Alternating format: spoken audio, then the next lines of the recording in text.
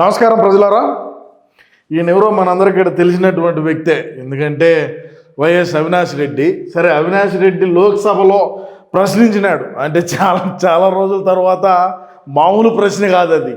అది సామాన్యమైనడికి ఊహ కూడా అందనటువంటి ప్రశ్ననైతే ఆయన ప్రశ్నించినాడు. నేను ముందుగానే చెప్తున్నా, వీడియో అయితే చాలా సీరియస్గానే ఉంటుంది. మీరు దయచేసి వీడియోని పూర్తిగా చూసి మీ అమూల్యమైన అభిప్రాయం తప్పకుండా కామెంట్ రూపంలో తెలియజేయండి. ఎందుకంటే 5 సంవత్సరాల పాటు నిద్రపోయినటువంటి మన అవినాష్ రెడ్డి అన్న నిన్నటి రోజున ఆయన ప్రశ్నించడంతో చాలామంది ఏమి ప్రశ్నించినాడని కూడా అనుకుంటూ ఉంటారు. కాబట్టి వాళ్ళందరికీ ఇక్కడ మనం ఆ ప్రశ్న ఏందనేది తెలియజేయాల్సినటువంటి బాధ్యత మన మీద అయితే ఉన్నది. ఏం ప్రశ్నించినాడంటే, నాటుకోడి మాంసం ధర మటన్ కంటే ఎక్కువ, ఈ విషయం ప్రభుత్వానికి తెలుసా?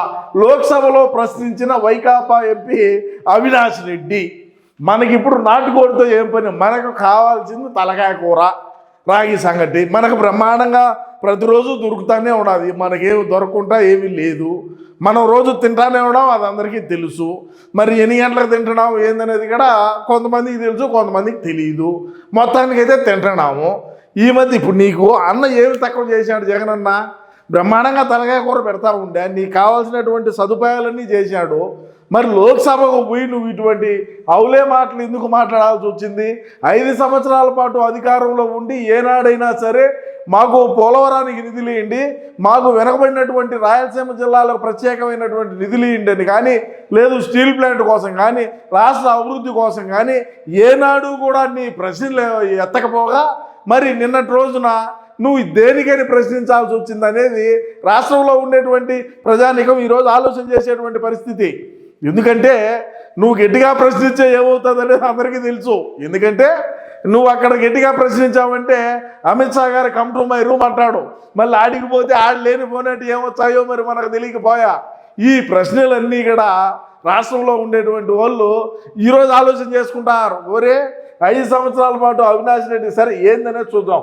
ఆంధ్రప్రదేశ్లో నాటుకోడి, కంట్రీ చికెన్ రీటైల్ ధరలు మటన్ కంటే ఎక్కువగా పెరిగిపోయాయని వైకాపాకు చెందిన కడప ఎంపీ వైఎస్ అవినాష్ రెడ్డి పార్లమెంట్లో ఆందోళన వ్యక్తం చేశారు. ఈ విషయం ప్రభుత్వానికి తెలుసా అని మంగళవారం లోక్సభలో ప్రశ్నించారు.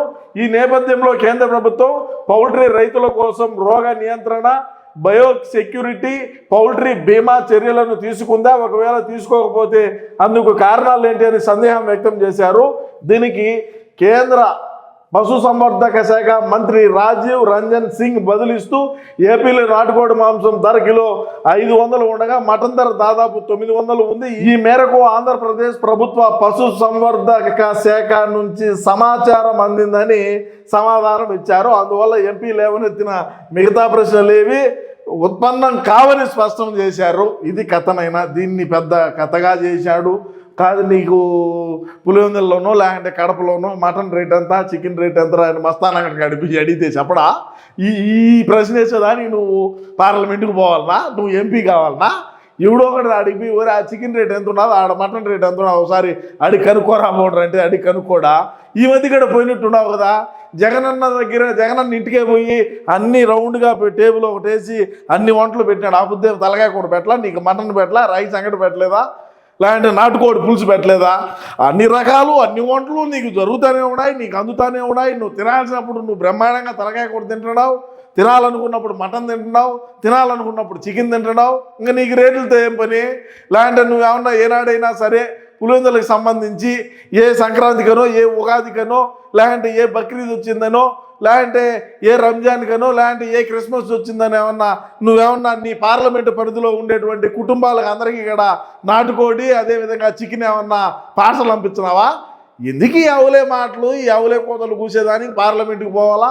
పార్లమెంట్లో మళ్ళా ఉండేటువంటి మన దేశంలో ఉండే ఎంపీలందరూ కూడా అబ్బబ్బా ఏమి ఇటువంటి ఎంపీ కూడా రా, ఇటువంటి ఎంపీ లేకపోయినా అని ఆడ అనుకోవాలా? అందరూ ఎవడో ఒకడు ఉండాలి కదా బఫూన్ అనేవాడా. ఎందుకు ఈ అవులే మాటలు, ఈ కథలు, ఈ వ్యవహారాలన్నీ?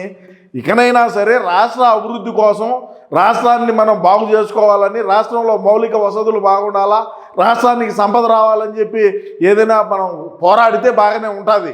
ఈ అవులే మాటలు ఎందుకు? మనం ఇంకేమన్నా పోరాడదామంటే అన్న పోరాడనీకి పోయా, నువ్వేంటే ఉండంటాడని మనోళ్ళే అంటారు. మనమేమో ఢిల్లీకి పోయినప్పుడు మనమేమో బ్రహ్మాండంగా పోరాడదామని అనుకుంటాం. మనం పోరాడినవే సరే మనం ఇంకేమన్నా పోరాడదామంటే మన ఎత్తిన ఎన్ని కేసులు ఉన్నాయి, ఎన్ని చిక్కులు ఉన్నాయి. మనం ఏమన్నా గట్టిగా మన కలం ఎత్తితే వాళ్ళు ఆడితే ఎత్తినారంటే మళ్ళీ పోవాల్సిన కాడికి పోవాల్సి వస్తుందని ఈ బాధలు ఎన్నో.